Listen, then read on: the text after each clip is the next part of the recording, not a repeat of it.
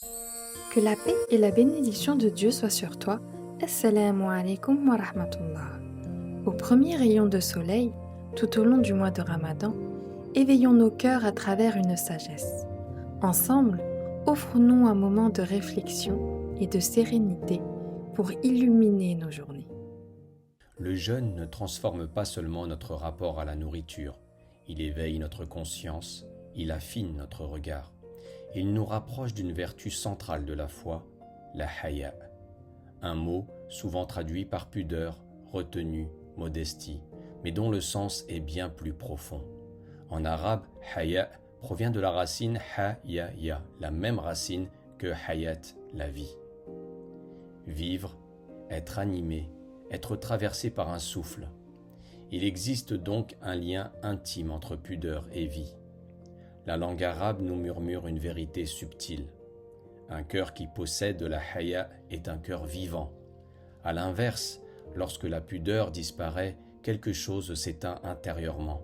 La retenue s'efface, la conscience s'émousse.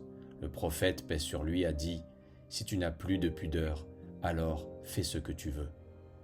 Comme si la pudeur était cette barrière lumineuse qui protège l'âme de sa propre chute. La haya n'est pas une simple gêne, elle est un signe de noblesse intérieure.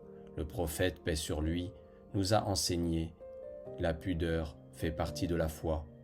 Et encore, chaque religion a un caractère distinctif, et le caractère distinctif de l'islam est la haya. La pudeur n'est donc pas périphérique, elle est au cœur même de la foi. Les savants ont distingué plusieurs degrés de cette vertu. Il y a la pudeur morale, celle qui nous retient de la faute par crainte du blâme. Il y a la pudeur spirituelle, celle qui nous éloigne du mal par amour de Dieu. Il y a la pudeur plus profonde encore, ce sentiment de ne jamais adorer Dieu comme il le mérite. Et enfin, une pudeur plus intime, celle qui nous fait nous sentir petits face à la majesté divine.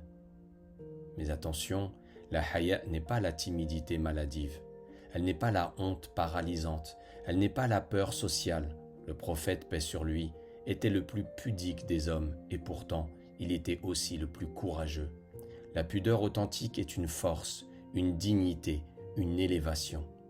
Un jour, le prophète, paix sur lui, dit à ses compagnons « Ayez de la pudeur envers Dieu comme il mérite qu'on ait de la pudeur envers lui. » Ils répondirent « Ô messager de Dieu, nous éprouvons de la pudeur envers lui. » Il leur expliqua alors que la véritable pudeur consiste à préserver la tête et ce qu'elle contient, le ventre et ce qu'il contient, et à se rappeler la mort et ce qu'elle implique. Autrement dit, la pudeur est une discipline complète, discipline de la pensée, discipline du regard, discipline des paroles, discipline des désirs et conscience constante du retour vers Dieu. Le Ramadan est l'école de cette pudeur. Lorsque nous jeûnons, nous apprenons à retenir nos impulsions, à surveiller nos mots, à purifier nos intentions. La haya devient alors le signe que notre cœur est vivant. Un cœur vivant ne cherche pas seulement à éviter la faute, il cherche à plaire à son Créateur. Et peut-être que la vraie réussite de ce mois béni ne se mesure pas seulement à notre endurance, mais à la délicatesse retrouvée de notre âme. Car là où la pudeur demeure, la foi respire et le cœur vit. Notre épisode touche à sa fin.